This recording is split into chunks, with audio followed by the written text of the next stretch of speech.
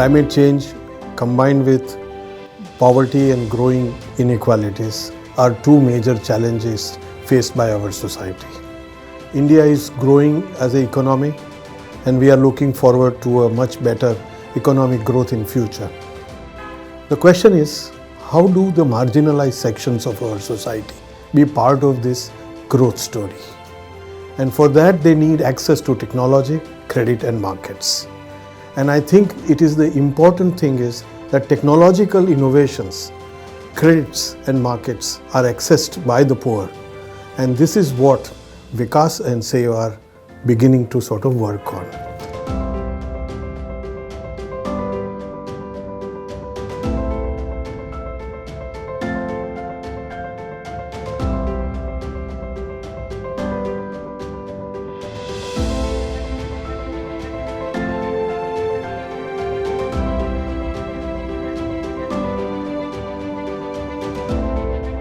અમારો મુખ્ય ઉદ્દેશ આ વિસ્તારમાં આદિવાસી ખેડૂતો સાથે સોલર ટેકનોલોજી જે લઈ અને જવાનો જે હતો એ ઉદ્દેશ અમારો એ હતો કે ટેકનોલોજીથી ગરીબોની જીવન જે છે બદલાય, એમની લાઈફ ટ્રાન્સફોર્મ થાય અને ટ્રાન્સફોર્મ થાય એમાંથી ગરીબીમાંથી, સદીઓની ગરીબીમાંથી બહાર આવે, એ અમારો ઉદ્દેશ હતો.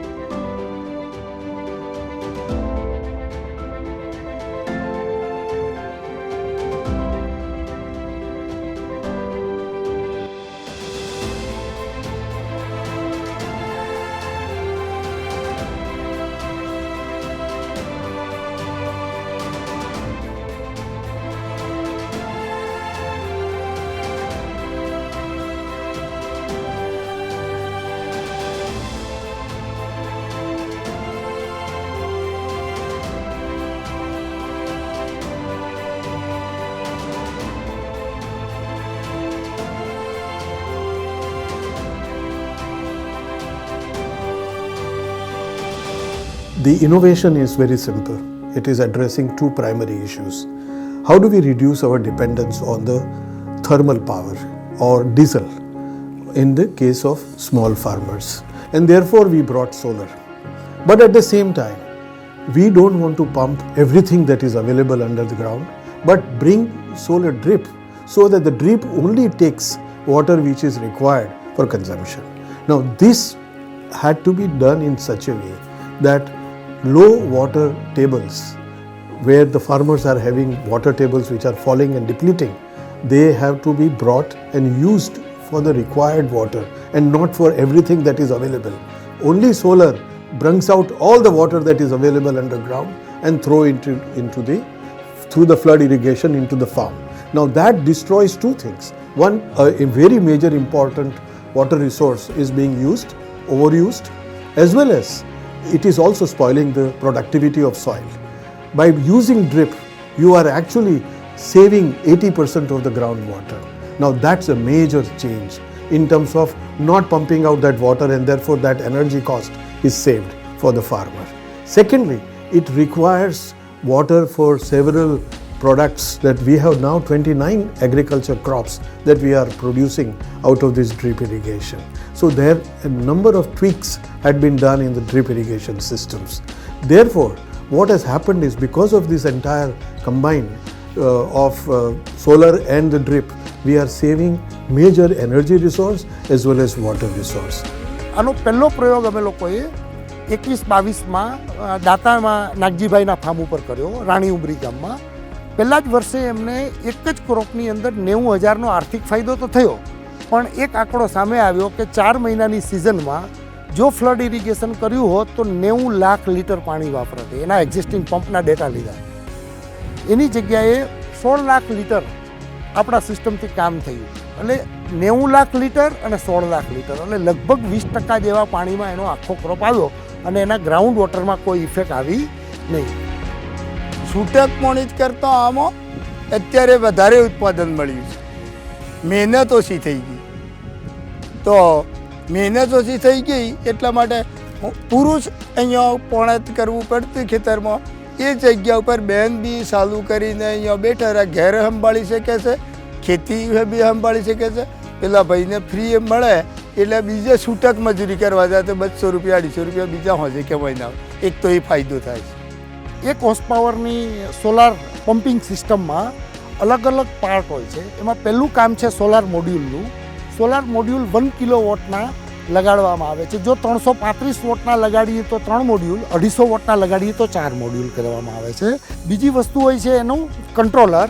જે એનું કંટ્રોલર છે એ પંપ માટે ફ્રીક્વન્સી સોલારને સેટ કરી અને પંપને આપવામાં આવે છે, જે એનું કંટ્રોલર હોય છે. ત્રીજો પાર્ટ હોય છે પંપ, જે કૂવાની અંદર ત્યાં અંદર ફિટ કરવામાં આવ્યો છે કૂવામાં. અને ચોથો પાર્ટ છે એનું સ્ટેન્ડ, રોટેટેડ, કે સોલાર એનર્જીનો મેક્સિમમ આપણે ઉપયોગ કેવી રીતે કરવો, કે સૂર્યની દિશા સવારેથી સાંજ સુધી બદલે એવી રીતે આ સ્ટેન્ડને ડિઝાઇન કરવામાં આવે છે. બીજું છે ડ્રીપ, જે ફિલ્ડની અંદર ફિટ કરવામાં આવી છે.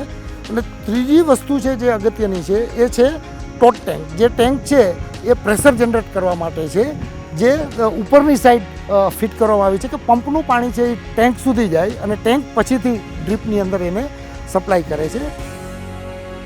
પછી અમે ચાલુ કરીને જોયું એટલે નવાની સિસ્ટમ લાગી અમને. તો પાણી એન્જિન હોય તો એકદમ અડધા કલાકમાંથી કૂવો સાફ કરે ઓછા પાણીમાં, પણ આ ટીપી 2 એકરની જમીન હાલ પીરી છે. ગયા વર્ષે અમારે એરંડા હતા, ચણા હતા, બાજરી હતી અને ઢોર માટે ઘાસચારો હતો, પણ એ બધા ખેતર લીલાછમ થઈ ગયા હતા ટેપી ઉપરથી. આખી સિસ્ટમની અંદર ક્યાંય પણ મેન્ટેનન્સ આવતું નથી સોલારમાં આવતું, કે નથી ટેન્કમાં આવતું, કે નથી ડ્રીપમાં આવતું. પણ એક ફિલ્ટરની અંદર કોઈ ક્યારેક કચરો આવી જાય તો આગળની લાઇનમાં પાણી ન જતું હોય ને ટેન્ક ઉભરાઈ જતી હોય તો એને કહેવાનું કે ભાઈ ફિલ્ટર ખોલીને આ રીતે કચરો સાફ કરી નાખજો. પછી નળીમાં તો ક્યારેક પ્રોબ્લેમ આવતો નથી, એ તો કમ્પ્લીટ હાલતું જ હોય. એઇડ કરીને એક ફંડિંગ એજન્સી સાથે એમની સાથે વાત થયા પછી બીજા 12 ફાર્મરોને ત્યાં આને વધારે પ્રમાણમાં કરવું. દરેક ખેડૂતને ત્યાં અંદાજે 80 લાખ લીટર જેટલો પાણીનો એ લોકોએ બચાવ કર્યો ગ્રાઉન્ડમાં. એના 2 ફાયદા થયા. 7-8 ખેડૂત એવા હતા કે જે શિયાળુ ક્રોપ પૂરો કરી જાય પછી ઉનાળામાં પાણી હોતું નથી. તો આ સિસ્ટમ જ્યારે શિયાળામાં વાપરી તો ગ્રાઉન્ડમાં પાણી રહ્યું, જેને કારણે ઉનાળુ ક્રોપ વયો ગયો. એટલે એનો એક ક્રોપમાંથી 2 ક્રોપમાં જતા રહ્યા છે. ઉનાળાનું તો બિલકુલ વવાતું જ નહોતું. પહેલાં પેલી 7 HP ની મોટર હતી એટલે વવાતું જ નહોતું, પડી જ રહેતું. પણ આ સોલર સિસ્ટમથી બહુ ફાયદા છે. આ સોલર જે લગાવ્યું ને એમાં લાઇટના જે અમારે બિલ ભરવા પડતા એ ઓછા થઈ ગયા. હવે ઉનાળાના સિઝનની અમારે લગભગ આ પાણીથી ખેતી થતી નથી. અહીંયા ઓછું પાણી હોય એટલે મોટર તો પાણી છોડી દે એટલે ખેતી ના થાય. ઉનાળા ખુલ્લા ખેતર પડી રહેતા. હવે આ સોલર સિસ્ટમ આવવાથી હાલે ઉનાળામાં અમારું વાવેતર ચાલુ છે. It is in this context, if small and marginal farmers, particularly tribals, if they benefit out of this scheme, they will be able to reduce their poverty and enhance their economic life. Particularly, this will impact the economic as well as the environmental context of this region, because it will also enhance our forests and biodiversity. This is very critical. If we save groundwater, we will change the ecological context of the tribal belt. પહેલાં મશીનથી ચલાવતા, ગોવામાં પાણી ઓછું હતું, હવે થોડા 2-3-4 કલાક ચાલતું અને મશીનથી વાવેતર કરતા તે આખો દિવસ કામ કરવું પડતું. પહેલાં તો અમે હાથના હોર્સ પાવરની મોટર વાપરતા, પણ પાણી નહોતું એટલે અત્યારે તો પરલ જ ને. અને અત્યારે હવે આ સોલરથી 2 એકર જમીન પરલસ એટલે અમને ખેતીમાં સારો ફાયદો રહેશે. એટલે આ સિસ્ટમથી અમને ખૂબ ફાયદો થયો છે અને બચત રહેશે અને પાણીની પણ જરૂર નથી. પાણી પણ ટેપે અલગ જતું નથી. જે કૂવામાંથી નકળે છે તે ટેપે છોડને જ મળે છે. આ એટલી બધી સારી સિસ્ટમ છે સાહેબ, તે હવે આ ઓટોમેટિક ચાલે. હવે સવારમાં બટન દાબવું એટલે શરૂ થઈ જાય એટલે એનો કોઈ પણ અમે જઈને ઊભા નહીં રહેતા, આખો દિવસ બીજું કામ કરીએ.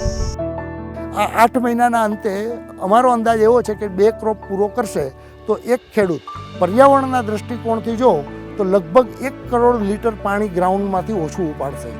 બીજું, દરેક ખેડૂત લગભગ એવરેજ 1 લાખ રૂપિયાનો પ્રોફિટ કરશે આ સિસ્ટમથી. આવું મેં ગઈ સાલ ટમાટી વાવી છે, એરંડા હતા અને શાકભાજીમાં હતું એટલે સારું મળ્યું. 1.5 લાખની ટમાટી થઈ ગઈ, પછી એના પછી એરંડા આપણને 1 લાખ રૂપિયાના છાતા અને બધું સારું મળ્યું. આ સાલ ઘઉં વાવ્યા હતા, હોમણ જેવા ઘઉં છે, એડા લગભગ થા હોમણ જેવા, એટલે ઉત્પાદનમાં સારું રહેશે ને અમારે મજૂરીમાં ઓછું થાય છે, દવા પાણીમાં ઓછું હોય તોય પાક હશે, પાછું રોગ ના આવે. ટપકના પાણીથી રોગ ઉપર પેલું આખી જમીન પર હોય એટલે રોગ આવે, અને આ ઓછા પાણીથી જે ટપક છે ખરો ને એ રોગ ના આવે. સુસ્યો કહેવાય એ સુસ્યો બુસ્યો આવે નહીં. टपक नहीं था ना तब टमाटर छोटे छोटे लगते थे, अब टमाटर बड़े बड़े लगे और वजन भी ज़्यादा उतरते लगते हैं. वरियाली थी इस खेत में, वरियाली थी और वरियाली में हमको कम से कम 1,80,000 रुपये मिले हैं. ઘઉંમાં એવું જ ફાયદો થયો મારે. ઘઉં દર વર્ષે મારે 2 મણના 6 બોરી કે 7 બોરી થતી, આ વર્ષે 12 બોરી અને 30 કિલો ઘઉં થાય. એટલે સાહેબ સારામાં સારું સિસ્ટમ, એટલે નહીં પાળા કરવા પડતા, નહીં નેક કરવી પડતી. તો પર્યાવરણના દૃષ્ટિકોણથી ગ્રાઉન્ડ રિચાર્જ તો થશે જ, પાણીનો તો બચાવ થશે, સોલર એનર્જીનો ઉપયોગ થશે, એટલે એન્વાયરમેન્ટલી તો ફાયદો છે. પણ નાના ખેડૂતની આવકમાં અત્યારે જે નફાકારકતા છે ખેડૂતની, એમાં લગભગ ડબલ દેખાઈ રહ્યું છે કે એને નિંદામણ ઓછું થઈ રહ્યું છે, પેસ્ટિસાઇડ ઓછા થઈ રહ્યા છે, ઇનપુટ કોસ્ટ ઘટી રહી છે અને પ્રોડક્ટિવિટી વધી રહી છે, પ્રોડક્શન વધી રહ્યું છે. માર્કેટમાં ભાવ પણ ક્વોલિટી સારી હોવાથી વધી રહ્યા છે, એટલે નફાનો ગાળો છે એ વધી રહ્યો છે. એટલે પહેલાં 30 થી 35% પ્રોફિટ હતો એ 50% જેવો થઈ રહ્યો છે. બધા ખેડૂતના અમે ડેટા લઈ. જેમની સાથે આ પ્રયોગો કર્યા એ લોકો શાકભાજીની વાડીને હાંતન કરે, એમનો પણ આત્મવિશ્વાસ, ટેકનોલોજી ઉપરનો ભરોસો એમનો આવતો જાય છે. અને મને લાગે છે કે એક દિવસ આ આખો આદિવાસી બેલ્ટ, જે અંબાજીથી માંડી અને આહવા સુધીનો પટ્ટો, જે ગુજરાતનો આદિવાસી બેલ્ટ છે, ટ્રાઇબલ બેલ્ટ છે, ત્યાં એ માટે, આ વિસ્તાર માટે આ સોલર ટેકનોલોજી એ આદિવાસીના જીવનમાં પરિવર્તન લાવવાનું માધ્યમ બનશે. We have about 1 lakh farmers who can actually use these systems eventually. And the most important thing is that we have customized this. We can customize each system for each farmer, and therefore they can adapt to their land size, their topography, their situation in terms of geography. All that we can really adapt. So we have created a systemic solution which can access higher technology for the poor. So technology transforming lives of the poor. Now the model of solar water drip system is ready. It is demonstrated and it is becoming successful. So it is proved that it is becoming beneficial to the farmers. And we need more support so that this model can be scaled up and we can reach to more farmers and change their lives. This will impact the economic as well as the environmental context of this region, because it will also enhance our forests and biodiversity. This is very critical. If we save groundwater, we will change the ecological context of the tribal belt.